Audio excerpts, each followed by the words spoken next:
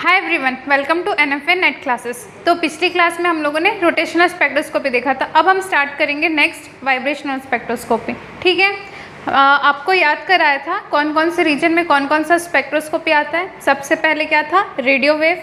कौन सा? न्यूक्लियर। ठीक है, फिर कौन सा था? माइक्रोवेव। माइक्रोवेव में इलेक्ट्रॉन स्पिन भी आता है और रोटेशनल भी आता है। ठीक है, उसके बाद फिर क्या था? RMI। ठीक है, आई से क्या था आपका? इंफ्रारेड। इंफ्रारेड में कौन सा था? रोटेशनल के बाद वाइब्रेशनल। तो रोटेशनल वाइब्रेशनल स्पेक्ट्रोस्कोपी को IR स्पेक्ट्रोस्कोपी भी कहा जाता है। क्यों? क्योंकि ये इंफ्रारेड रीजन में आता है। ठीक है, अब इंफ्रारेड रीजन में कहाँ से कहाँ तक की फ्रिक्वेंसी आती है? तो इंफ्रारेड रीजन में आपकी 50 से लेकर के 12,500 सेंटीमीटर इनवर्स तक का रीजन आता है। ठीक है, इतना क्लियर है। अब यहाँ पर 50 से 12,500 तक का आता है, जिसमें से 50 से 600 तक के रीजन को फार IR रीजन बोलते हैं। 600 से 4000 तक को हम लोग मिडिल IR बोलते हैं और 4000 से 12,500 तक को हम लोग नियर IR रीजन बोलते हैं। ठीक है, ये पूरे रीजन में से जहाँ पे कंपाउंड्स का जो स्पेक्ट्रा आता है वो कौन से रीजन पे आता है? मिडल रीजन में। ठीक है, इसको हम लोग दो पार्ट में फिर से डिवाइड करेंगे। 600 से 1450 तक के पार्ट में, 1450 से 4000 के पार्ट में। 600 से 1450 तक का जो पार्ट है उसमें क्या होता है? हर एक कंपाउंड का अलग अलग एक स्पेक्ट्रा आता है। जैसे हम लोग का सबका फिंगरप्रिंट अलग अलग होता है ना, वैसे हर एक कंपाउंड का एक डिस्टिंक्ट स्पेक्ट्रा हम लोग को ऑब्टेन होता है। इसलिए 900 से 1450 तक को फिंगरप्रिंट रीजन कहा जाता है। किसी भी दो अलग अलग कंपाउंड का, अलग अलग मॉलिक्यूल का जो स्पेक्ट्रा है वो डिफरेंट नहीं आएगा। ठीक है, दूसरा क्या है आपका? 1450 से 4000 तक। 1450 से 4000 तक का जो रीजन है इसमें क्या होता है आपका? फंक्शनल ग्रुप रीजन कहा जाता है। क्यों? क्योंकि अलग अलग मॉलिक्यूल्स में जो भी फंक्शनल ग्रुप है, जैसे aldehyde functional group, ketone functional group, acid, NH2, कोई भी फंक्शनल ग्रुप जो भी है उनका अलग अलग क्या होता है? रीजन होता है फ्रीक्वेंसी का। ठीक है, अब देखते हैं next condition for IR active molecule. सबसे पहले इससे पहले हम लोग क्या पढ़े? रोटेशनल। रोटेशनल में कौन कौन से मॉलिक्यूल्स एक्टिव थे? ऐसे गैशियस मॉलिक्यूल्स जिनमें डायपोल मोमेंट हो। ठीक है, परमानेंट डायपोल मोमेंट हो, वो सारे क्या थे? एक्टिव थे। यहाँ पर क्या है? यहाँ पर ऐसे मॉलिक्यूल्स जिनमें परमानेंट डायपोल मोमेंट तो हो, बट वो सारे के सारे सॉलिड भी हो सकते हैं, लिक्विड भी हो सकते हैं, गैस भी होते हैं। क्यों? क्योंकि सॉलिड, लिक्विड, गैस तीनों के मॉलिक्यूल्स जो है वो वाइब्रेट कर सकते हैं। ठीक है, तो यहाँ पर हम ऐसे देखेंगे, सॉलिड, लिक्विड और गैस तीनों हो सकते हैं, बट इनमें क्या होना चाहिए? डायपोल मोमेंट जो है वो वाइब्रेशन के टाइम पे चेंज होना चाहिए। ठीक है, तो मतलब all covalent molecules can give IR spectra. ठीक है, जो भी कोवलेंट मॉलिक्यूल्स हैं वो IR स्पेक्ट्रा दे सकते हैं, एक्सेप्ट जो होमोडायटोमिक मॉलिक्यूल्स हैं या फिर ऐसे जिनमें डायपोल मूवमेंट जो है वो ज़ीरो हो। ठीक है, उनको छोड़ के बाकी सारे क्या कर सकते हैं? IR स्पेक्ट्रम दे सकते हैं। ठीक है, इतना क्लियर हो गया। अब नेक्स्ट क्या हम लोग देखेंगे? Fundamental vibrational frequency. ठीक है, जो भी वाइब्रेशन होता है वो दो पार्ट में होता है, मतलब दो तरह के वाइब्रेशन हो सकते हैं। एक किसी मॉलिक्यूल को स्ट्रेच करने से एक वाइब्रेशन हो सकता है, एक बेंडिंग वाला वाइब्रेशन हो सकता है। ठीक है, स्ट्रेचिंग कैसे होगा? या तो हम लोग इसको दोनों को पकड़ के, दोनों साइड से मॉलिक्यूल को पकड़ के क्या कर रहे हैं? खींचने की कोशिश कर रहे हैं दूर दूर। ठीक है, मॉलिक्यूल्स के बीच का जो हम लोग पहले भी देखे हैं ना, ये स्प्रिंग की तरह काम करता है ना, तो या तो स्ट्रेच कर सकते हैं मॉलिक्यूल को। ठीक है, अब स्ट्रेचिंग भी दो तरह से हो सकता है। ठीक है, दोनों को स्ट्रेच कर रहे हैं या दोनों को बेंड कर रहे हैं, या एक साइड लग रहा है या इस साइड एक, मतलब फोर्स जिस भी एंगल पे लगेगा उसके हिसाब से दो पार्ट हो जाते हैं, सिमेट्रिक स्ट्रेचिंग और एसिमेट्रिक स्ट्रेचिंग। वैसे ही बेंडिंग मोड्स क्या होते हैं? दो तरह के हो सकते हैं, ऑन द प्लेन और ऑफ द प्लेन। ठीक है, देखो नाम से पता चल रहा है, रॉकिंग और सीजरिंग। कैसे होगा? अगर दोनों के दोनों मान के चलो मॉलिक्यूल्स हैं, ठीक है, वो एक ही प्लेन में या तो इधर जा रहे हैं या तो इधर जा रहा है, तो ये क्या हो जाएगा आपका?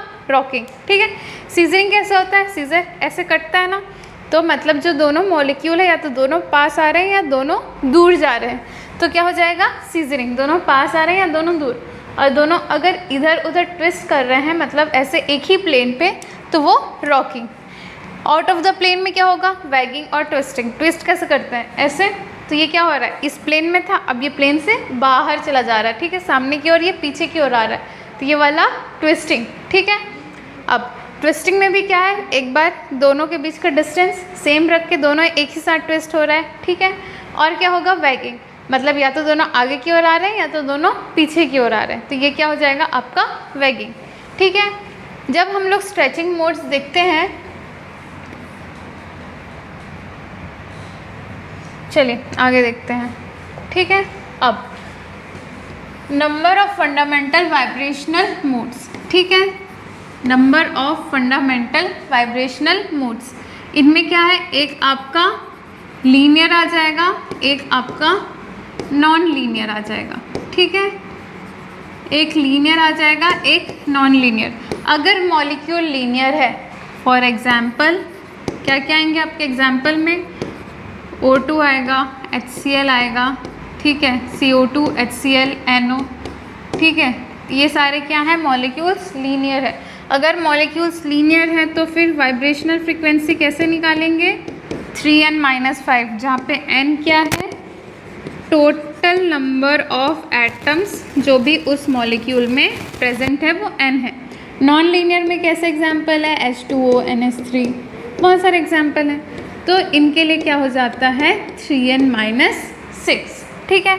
अब हम लोग देख रहे थे ना, दो टाइप के हैं हमारे वाइब्रेशनल, फंडामेंटल वाइब्रेशनल मोड्स, कौन कौन सा था, बेंडिंग और,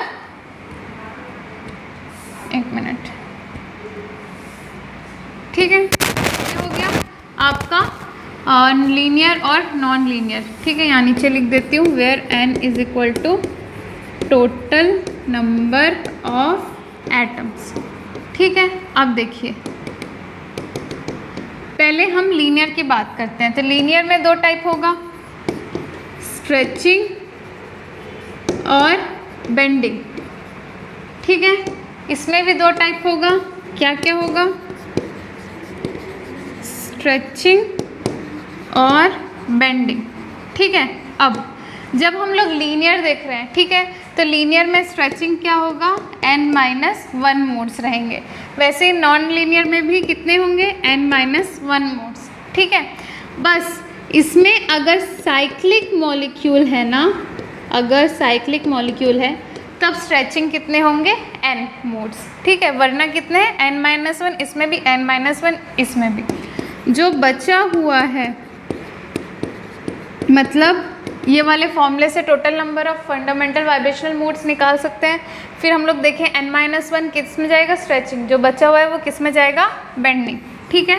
कैसे कर सकते हैं, 3n-5 में से n-1 इधर चला गया तो 2n-4 यहाँ पर आ गया।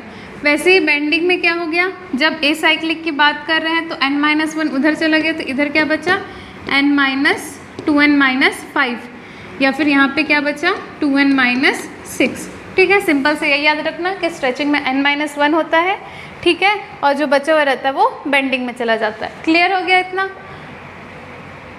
अब कुछ एग्जाम्पल्स देख लेते हैं हम, ठीक है।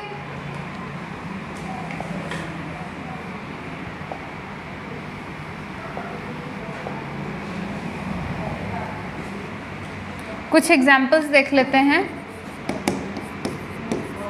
पहला एग्जाम्पल हम देख रहे हैं CO2 का, ठीक है। सबसे पहले नंबर ऑफ मॉलिक्यूल्स कितने हैं CO2 में, 3।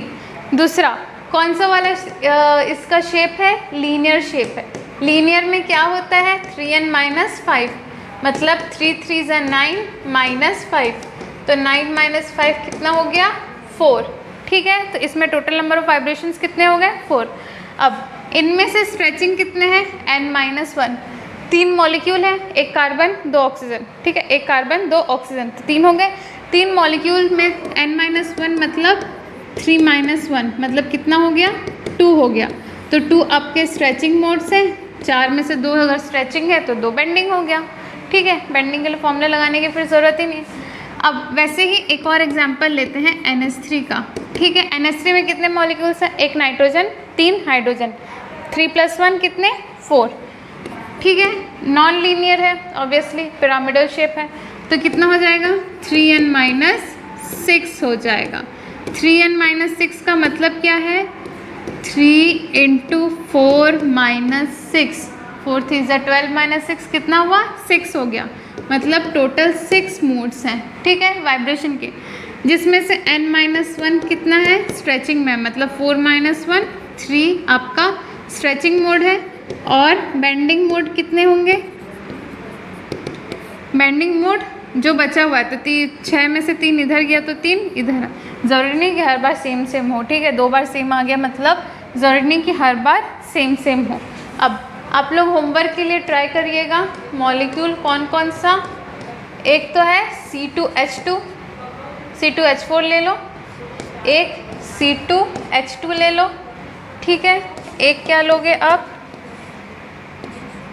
SF4 ले लो, ठीक है। इनका आपको टोटल नंबर ऑफ मोड्स बताना है वाइब्रेशन का, फिर स्ट्रेचिंग है या बेंडिंग है ये। तो अब ये क्वेश्चन है 2019 का, ठीक है। क्या बोला है? Match the following from list 1 to list बी, ठीक है। लिस्ट 1 में क्या है आपका?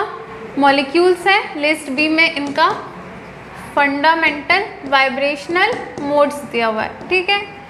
इसमें मैंने ऑप्शन नहीं लिखे हैं, क्यों? क्योंकि बहुत इजी है, ठीक है। सब में n की वैल्यू तो आपको पता है, CO2 में कितना है? n की वैल्यू 3 है। C6H6 में कितना है? n की वैल्यू 12, इसमें n की वैल्यू 2 + 2 4, इसमें भी n की वैल्यू 2 + 2 4। जो भी टोटल नंबर ऑफ मॉलिक्यूल्स है वो आपका n का वैल्यू। बस आपको क्या करना होगा, इसमें देखना पड़ेगा लीनियर है कि नहीं है। यहाँ पे तो ऑलरेडी लीनियर दे दिया, ये नॉन लीनियर पहले ही स्पेसिफाई कर दिया है, तो बहुत ईजी कर दिया इसने। लीनियर में क्या होगा? 3n-5, नॉन लीनियर में 3n-6 हो जाएगा। अब आते हैं इसका भी जो एनर्जी लेवल है उस पे आते हैं, ठीक है। वाइब्रेशनल एनर्जी लेवल की क्या क्या वैल्यूज़ होंगी उस पे आते हैं। सबसे पहले जो भी डायटोमिक मॉलिक्यूल है उसको हम लोग क्या मान रहे हैं कि 2 मॉलिक्यूल हैं वो स्प्रिंग से जुड़ा हुआ है, ठीक है। स्प्रिंग से जुड़ा हुआ है तभी क्या हो रहा है? वो स्ट्रेचिंग और बेंडिंग हो रहा है। जब खींच रहे हैं तो ये स्प्रिंग बड़ा हो रहा है, ठीक है, ऐसे ये स्प्रिंग बड़ा हो जा रहा है जब खींच रहे हैं तो, और जब कंप्रेस कर रहे हैं तो ये छोटा हो जा रहा है, ठीक है। मान के चलिए इक्विलिब्रियम में इसका जो डिस्टेंस है वो RE है, ठीक है। तो आपका जो x क्या होगा? वो होगा R माइनस RE, जहाँ पे R क्या होगा? या तो हम लोग जब एक्सपेंड कर रहे हैं या तो कंप्रेस कर रहे हैं, तो वो जो डिस्टेंस होता है वो R होगा, ठीक है। तो अकॉर्डिंग टू हुक्स लॉ क्या बोलता है कि जो फोर्स है वो डायरेक्टली प्रोपोर्शनल है डिस्प्लेसमेंट के, और उनका डायरेक्शन अपोजिट रहता है, इसलिए माइनस रहता है, ठीक है। क्योंकि हम जब कंप्रेस करते हैं तो वो बाहर की तरफ जाने की कोशिश करता है स्प्रिंग, जब खींचते हैं बाहर की तरफ तो अंदर की तरफ फोर्स एक्ट करता है और वो छोटा होने की कोशिश करता है, इसलिए -kx, ठीक है। अब k क्या होता है? फोर्स कांस्टेंट, ठीक है। जो k है वो फोर्स कांस्टेंट होता है, वो स्प्रिंग पर डिपेंड करता है। अब 2 मॉलिक्यूल के बीच में स्प्रिंग की तरह कौन एक्ट कर रहा है? आपका बॉन्ड एक्ट कर रहा है। तो जो k है वो बॉन्ड स्ट्रेंथ पे डिपेंड करता है, और बॉन्ड स्ट्रेंथ के डायरेक्टली प्रोपोर्शनल होता है। जितना ज़्यादा बॉन्ड स्ट्रेंथ उतना ज़्यादा k वैल्यू, मतलब उनको खींचने में उतना ज़्यादा ही फोर्स लगेगा, ठीक है। और इसी को हम लोग inversely proportional to bond length, bond के जितने भी पैरामीटर्स हैं वो हम लोग यहाँ पे ले सकते हैं, जैसा कि हम लोग केमिकल बॉन्डिंग में पढ़े हैं, ठीक है। इतना क्लियर हो गया? k क्या है? आपका बॉन्ड स्ट्रेंथ है। क्यों? क्योंकि हम 2 मॉलिक्यूल्स के बीच में जो भी बॉन्ड है उसको स्प्रिंग की तरह मान रहे हैं, ठीक है। अब x क्या है? Displacement from its equilibrium position. तो ये जो r है इसमें RE को माइनस करेंगे तो आपका x की वैल्यू आ रही है, ठीक है। तो अब हम लोग इसका जब पोटेंशियल एनर्जी निकालते हैं तो वो क्या निकालते हैं? V = ½ kx²। ये आपका पोटेंशियल एनर्जी का फॉर्मूला है, ठीक है। अब देखते हैं जब हम लोग 1D SHO स्क्रॉडिंगर वेव इक्वेशन से जब हम लोग उसका डेरिवेशन करते हैं, मैं डेरिवेशन आपको नहीं बता रही, यहाँ पे सिर्फ फॉर्मूला बता रही हूँ। तो फॉर्मूला हमारा क्या आता है? अलग अलग एनर्जी लेवल का, वाइब्रेशनल एनर्जी लेवल का फॉर्मूला होता है V + 1/2 ओमेगा ऑसिलेशन, ठीक है, सेंटीमीटर इनवर्स। और इसी को हम लोग क्या लिख सकते हैं? = V + 1/2 न्यू बार सेंटीमीटर इनवर्स। मतलब अगर हम लोग एनर्जी लेवल निकाल रहे हैं, ठीक है, एनर्जी लेवल क्यों? क्योंकि यहाँ पे ये वाला जो V है ये क्या है? अलग अलग वाइब्रेशनल लेवल्स हैं, ठीक है, ये फ्रीक्वेंसी नहीं है, ये क्या है, वाइब्रेशनल लेवल है, जो अंदर वाला V है। ठीक है, तो जब हम लोग V की वैल्यू 0 पुट करेंगे तो एनर्जी एट 0 लेवल क्या आ जाएगी आपके, यहाँ पे 0 पुट किए तो 1/2 न्यू बार सेंटीमीटर इनवर्स। जब हम रोटेशनल देख रहे थे तो E0 पे क्या था, 0 था, है ना, J = 0 पे 0 था, फिर क्या था, 1 था, फिर 2 था। अब यहाँ पे देख रहे हैं E = 0 मतलब जब वाइब्रेशनल एनर्जी लेवल 0 है तब वहाँ पे एनर्जी 0 नहीं है। कितना है, 1/2 सेंटीमीटर इनवर्स। जब V की वैल्यू 1 पुट करेंगे तो क्या हो जाएगा, 1 + 1/2 मतलब 3/2। ठीक है, जब 2 पुट करेंगे तो क्या हो जाएगा, 2 + 1/2 मतलब कितना हो जाएगा आपका 5/2 न्यू बार सेंटीमीटर इनवर्स। वैसे ही वहाँ पे 3 पुट करेंगे तो कितना हो जाएगा, 7/2 न्यू बार सेंटीमीटर इनवर्स। इसी को जब हम लोग डायग्राम में बनाना चाहें तो कैसे बनाते हैं, ये आपका वाइब्रेशनल का एनर्जी लेवल है, पोटेंशियल वेल डायग्राम बोलते हैं।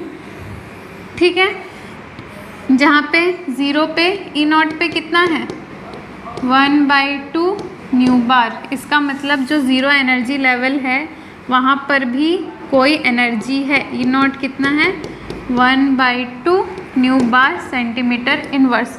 ठीक है, उसके बाद फिर E1 बनाए, कितना, 3/2 सेंटीमीटर इनवर्स। फिर E2 बनाए 5/2, फिर E3 बनाए 7/2। आगे भी आप लोग कंटिन्यू करते जाइएगा, आगे क्या क्या होगा। यहाँ पर E4 = 9/2 centimetre inverse and so on. ये क्या है, आपका एनर्जी लेवल है। ठीक है, तो हम ये देख सकते हैं कि जब E की वैल्यू 0 है तो फिर तो भी यहाँ पर थोड़ा सा एनर्जी है। तो जब E की वैल्यू 0 है तो इसी को हम लोग क्या बोलते हैं, 0 पॉइंट एनर्जी। ठीक है, 0 वाइब्रेशनल लेवल में जो एनर्जी है वो कितना है, 1/2 न्यू बार सेंटीमीटर इनवर्स। इसी को बोलेंगे 1/2 ओमेगा बार सेंटीमीटर इनवर्स। ठीक है, या फिर इसी को हम लोग क्या लिख सकते हैं, 1/2 h न्यू जब जूल के फॉर्म में लिखेंगे। ठीक है, इतना क्लियर है।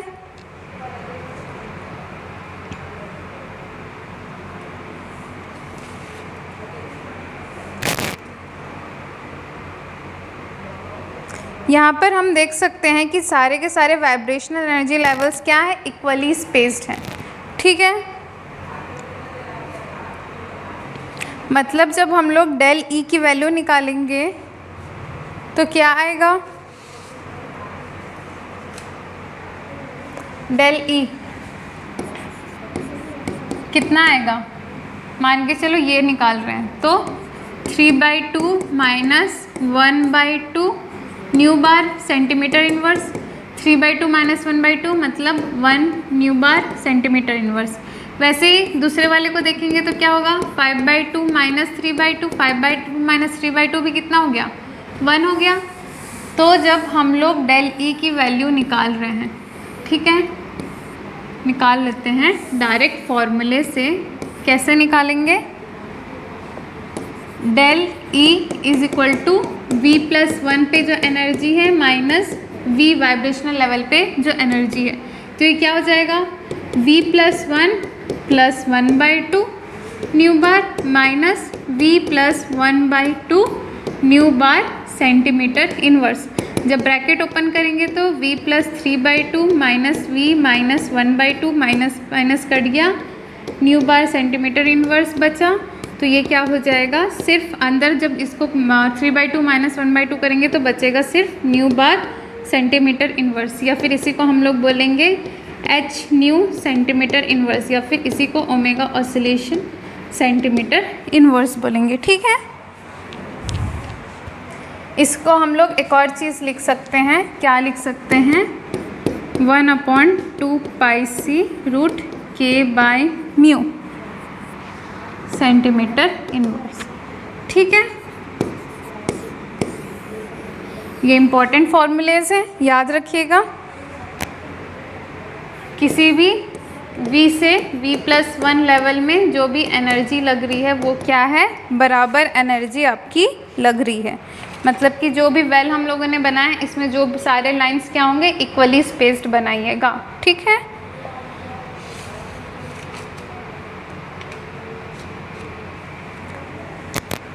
अब देखिए यहीं से अब हम लोग क्या देखते हैं, आइसोटोप का इफेक्ट पिछले बार भी यहीं से देखे थे ना, ये वाले फॉर्मूले से, है ना।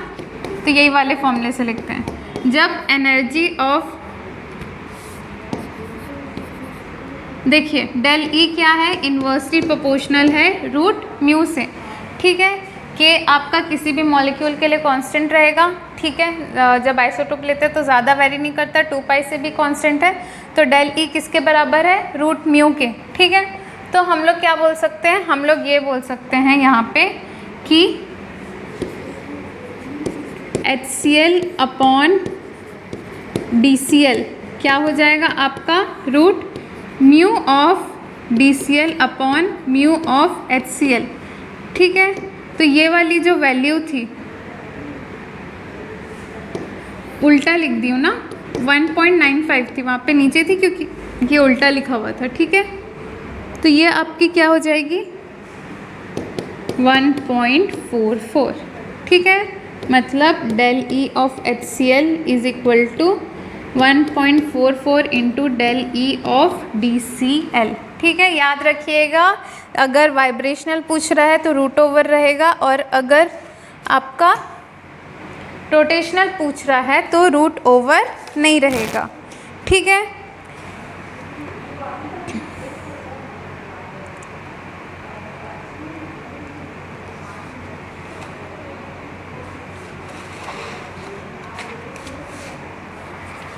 यहाँ पर भी हम लोग देखेंगे सिंपल हार्मोनिक ऑसिलेटर में भी हम लोग एनहार्मोनिसिटी देखते हैं, potential energy, Morse potential energy curve देखते हैं।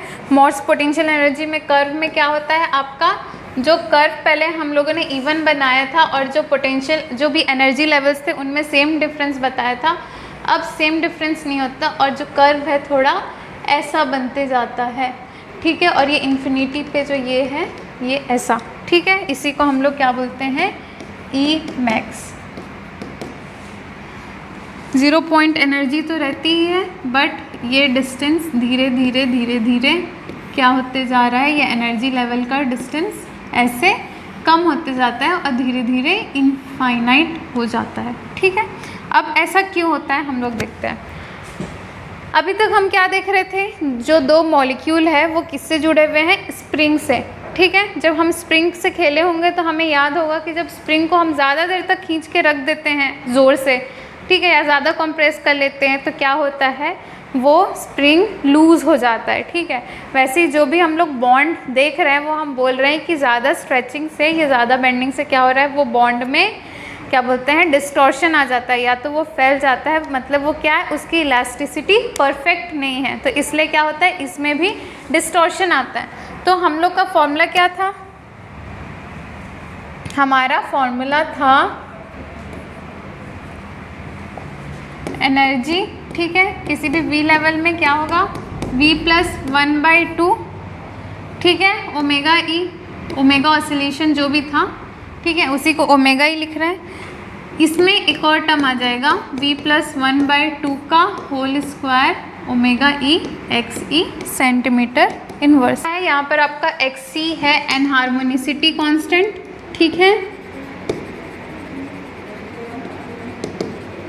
और ओमेगा ई क्या है, वाइब्रेशनल फ्रीक्वेंसी,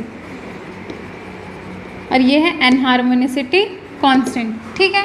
अगर हम लोग 0 लेवल पे लेते हैं एनर्जी तो V की वैल्यू 0 हो जाएगी, तो क्या आ जाएगा 1/2 ओमेगा ई माइनस 1/2 का स्क्वायर मतलब 1/4 ओमेगा ई एक्स ई सेंटीमीटर इनवर्स, ठीक है, ये आ गया। अगर हम लोग अच्छा एक और चीज़ यहाँ पर क्या होता है, D E is equal to omega E upon 4xe, जहाँ पे डी ई क्या होता है, बॉन्ड डिसोसिएशन कांस्टेंट, ठीक है। ये सारे फॉर्मूले याद करने के लिए हैं। डी क्या होता है, ओमेगा ई अपॉन 4XE। ये आपका रिलेशन है। अगर आपको एनहार्मोनिसिटी कांस्टेंट और बॉन्ड डिसोसिएशन कांस्टेंट दिया है तो वाइब्रेशनल फ्रीक्वेंसी इससे हम लोग निकाल सकते हैं। ठीक है, क्लियर है इतना। अब इसका सिलेक्शन रूल क्या होता है, पहले हम लोग देखे थे जब स्टार्टिंग में SHO, तो डेल V क्या था, +-1। अब यहाँ पर इसको हम लोग बोलते हैं फंडामेंटल फ्रीक्वेंसी, और इसके बाद फिर +-2, +-3, +-4 एंड सो ऑन। ठीक है, +-2 से जो स्टार्ट होगा तो इसको हम लोग बोलेंगे फर्स्ट ओवरटोन, इसको हम लोग बोलेंगे second overtone and so on. पहला वाला जो रहता है उसको फंडामेंटल फ्रीक्वेंसी, मतलब जब 0 लेवल से स्टार्ट होता है। ठीक है, V = 0 से V = 1 जाएगा तो फंडामेंटल फ्रीक्वेंसी। फिर यहाँ से V = 1 से V = 2, V = 3 या V = 4 में जा रहा है तो इसको बोलेंगे फर्स्ट ओवरटोन, इसको हम लोग बोलेंगे सेकेंड ओवरटोन, इसको हम लोग बोलेंगे third overtone and so on. कब, जब V = 0 लेवल से जा रहा है। ठीक है, अब देखो इतना क्लियर हो गया, ये आपका सिलेक्शन रूल हो गया। अब देखिए ये आपका एनर्जी लेवल डायग्राम है। अब हम लोग देख चुके हैं कि एक V + 1/2 स्क्वायर ओमेगा ई XE माइनस होते जा रहा है, मतलब कि जो भी एनर्जी है वो धीरे धीरे कम होती जा रही है।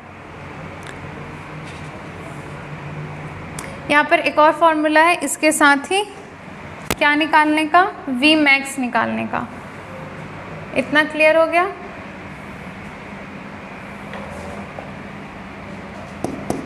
DE की वैल्यू Vmax निकालने का है 1/2XE - 1/2।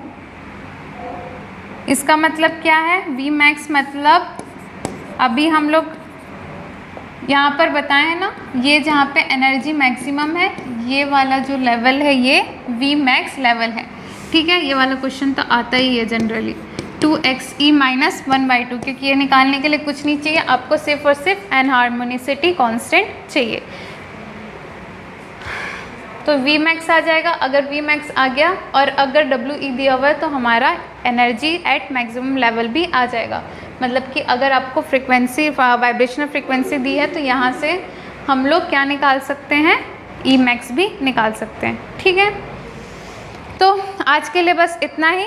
कल हम लोग क्या करेंगे, पहले बहुत सारे क्वेश्चंस देखेंगे, वो क्वेश्चन सॉल्व करने के बाद जो हम लोगों का फंक्शनल ग्रुप वाला जो रीजन था वो हम लोग देखेंगे। अलग अलग फंक्शनल ग्रुप पे क्या होता है, अलग अलग जो भी वाइब्रेशन फ्रीक्वेंसी होती है वो हम लोग देखकर एक ग्राफ बनाएंगे और याद करने की कोशिश करेंगे। ठीक है, थैंक यू सो मच।